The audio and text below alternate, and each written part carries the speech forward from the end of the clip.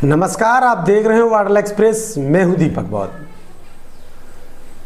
आपको बता दें कि 2024 का लोकसभा चुनाव तो हुआ, लेकिन इस चुनाव में बड़ी ही बात दिलचस्प देखने के लिए ये मिली कि जिस प्रकार से लगातार वोटों को ध्रुवीकरण होता हुआ नजर आया। वहीं आपको बात करेंगे जिस प्रकार से टिकट वितरण किए पार्टियों ने, और पार्टियों ने टिकट वितरण किए तो उनमें किसको कितना टिकट दिया।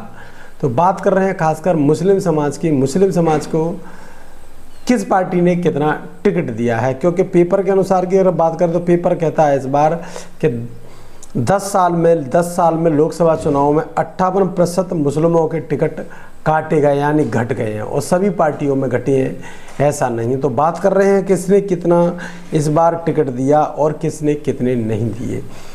तो एक टिप्पणी आई है, यहाँ पर बात करेंगे। तो यहाँ पर बसपा सुप्रीमो बहन मायावती ने जब ये कहा था कि मुस्लिम समाज जिस प्रकार से वोट बसपा को नहीं करता है, अब आगे आने वाले भविष्य में सोच समझकर इनको टिकट देना पड़ेगा। इसी पर टिप्पणी आई थी कमाल खान की। कमाल खान कहते हैं बसपा सुप्रीमो बहन मायावती जी को एक अभद्र भाषा में लिखकर ट्विटर पर ट्वीट करते हैं। उसमें लिखा है, बहन जी ने टिकट दिया, कौन है बहन जी? बहन जी को बोलो अब वो शौचालय साफ करे, यही औकात है उसकी। इस प्रकार का बयान कमाल खान का आया, लेकिन इसके ऊपर भी तुरंत एक्शन लिया गया।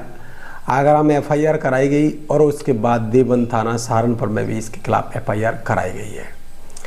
तो आखिर ये पूरा मामला क्या है, कितने टिकट मिले, क्यों दिए, बसपा ने कितना सपोर्ट किया है, ये बसपा के ऊपर, बसपा सुप्रीमो बहन मायावती जी के ऊपर टिप्पणी क्यों की गई है। कमाल खान के इस बयान को लगातार सोशल मीडिया पर भी बहुत वायरल हुआ। उसके बाद तमाम राजनीतिक दलों ने भी इस पर बड़ी चुप्पी साधी हुई, इसके खिलाफ कोई भी नहीं बोला। आखिर बसपा सुप्रीमो बहन मायावती पर ही टिप्पणी क्यों की?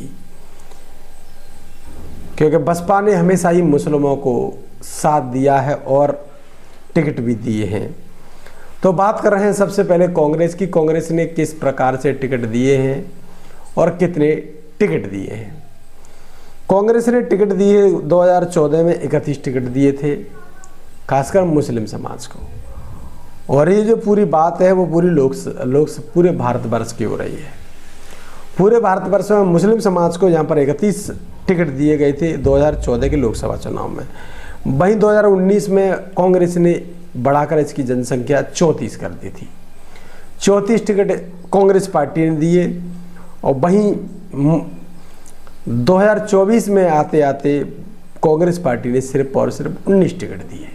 कमाल खान ने इस बात पर नहीं बोला कि कांग्रेस को क्या करना चाहिए, जबकि कांग्रेस को मुस्लिम समाज अपनी माई बाप मानता है, और उनके टिकटों की हालत ये रही थी। फिर बात कर रहे हैं हम TMC की।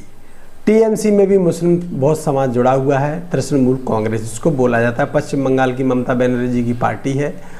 और अब बात करें, TMC ने 24 टिकट दिए 2014 में, और 2014 के बाद 39 टिकट मुस्लिम कैंडिडेट को 2019 में दिए, और इस बार आकर 2024 दिए, और उसके बाद वहाँ पर 2019 में आकर 13 टिकट दिए, और इस बार 2024 में सिर्फ 6 टिकट दिए। इस पर टिप्पणी क्यों नहीं की आखिर KRK ने? कमाल खान, आपको सोचना चाहिए था बहन जी पर बयान देने से पहले। समाजवादी पार्टी ने 39 टिकट दिए 2014 में, और 2019 में समाजवादी ने 8 टिकट दिए, और 2024 में आकर सिर्फ मुस्लिम को 4 टिकट दिए। उत्तर प्रदेश के अंदर समाजवादी की, खासकर समाजवादी से चिपका हुआ है। मुस्लिम समाज है वो कांग्रेस और समाजवादी में चिपका है। बसपा ने टिकट तो दिए लेकिन वोट नहीं दिए। इसलिए बहन जी ने कहा कि आगे आने वाले समय में मुस्लिम समाज को सोच समझ कर ही टिकट देना पड़ेगा। इस पर KRK की एक अभद्र टिप्पणी आई। भाई CPM ने भी दिए, 14 टिकट दिए 2014 में, 9 टिकट दिए 2019 में, और 10 टिकट दिए 2024 में। यानी यहाँ पर भी जनसंख्या घटती हुई नजर आई। भाई बात करें, CPI ने भी दिए, 3 टिकट दिए थे 2014 में, 2019 में 9 टिकट दिए, और वहीं इस बार सिर्फ 10 टिकट दिए 2024 में। वहीं बात करें राजद की, राजद ने 6 टिकट दिए थे 2014 में, 2019 में उन्होंने घटाकर 5 कर दिए और 2024 में आकर सिर्फ 2 टिकट दिए। वहीं द्रमुक पार्टी ने 2 टिकट दिए थे 2024 में मुस्लिम समाज को, और 2019 और 2024 में 0/0, यहाँ पर कोई टिकट नहीं दिया। अन्ना द्रमुक की बात करें, 1 टिकट दिया था 2014 में और अब 1 टिकट दिया है 2024 में, यानी 10 बरस बाद वही टिकट फिर दोबारा से दिया गया है। वहीं बात करें भारतीय जनता पार्टी ने 60 टिकट दिए थे 2014 में, 2014 के लोकसभा चुनाव में 60 टिकट दिए। वहीं बात करें 2019 में 13 टिकट दिए, और वहीं बात करें तो 1 टिकट दिया सिर्फ 2024 में। कहीं ना कहीं भारतीय जनता पार्टी की सरकार है देश में, और इससे पहले भी लगातार बनती रही। अब एनडीए गठबंधन सरकार बनी है, पहले निष्पक्ष थी, हालांकि एनडीए साथ में था तमाम पार्टियां, लेकिन केआरके जैसे घटिया मानसिकता के तुच्छ व्यक्ति की कभी कोई ऐसी टिप्पणी नहीं आई, और इन टिप्पणियों से किसी भी स्थिति में उन्होंने टिप्पणी करके और किसी भी स्थिति में किसी को कुछ नहीं कहा। आखिर बसपा पर ही निशाना क्यों साधा?